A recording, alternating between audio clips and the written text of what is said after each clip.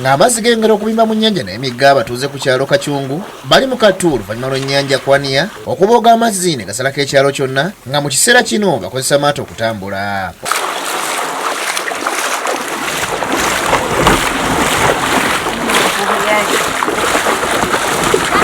Bell John ssentebe wa LCA ey'okubiri mu Kachungu Western Ward agamba nti waludde ekizibu ky'amazzi ng'ebyalo bina byonna amazzi gayanjala mu mpya z'abantu.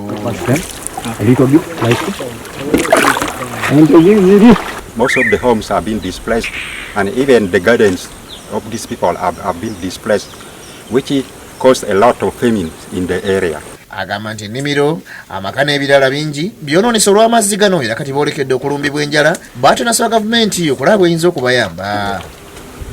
So actually we are working on such. Kino kireesewo akasattiro mu bitongole okula eky'amazzi n'amasannyalaze olw'ebikondo by'amasannyalaze n'amasundiro g'amazzi okubulya mu mazzi nga bwe gabeera gavuddeko kiba kizibu okugatereeza olw'obutabeera na ntambula nanti amazzi ganjaalidde amakubo gonna.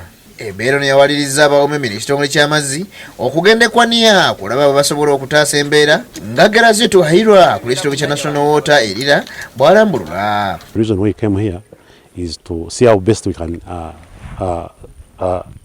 put a permanent solution for this line. Ku lwawomeme Fred Serwaja ategeezezza nti ng'ekitongole bali mu nteekateeka okulaba nga basengula ebikondo okutambulira amasannyalaze babiteeka mu kifo awatali mazzi kubanga abantu bali mu bulabe. We have also initiated an intervention to scope it and then replace those wooden structures with concrete, and that we anticipate within the next 3 to 4 months that project will be done and the interconnector will proceed to its intended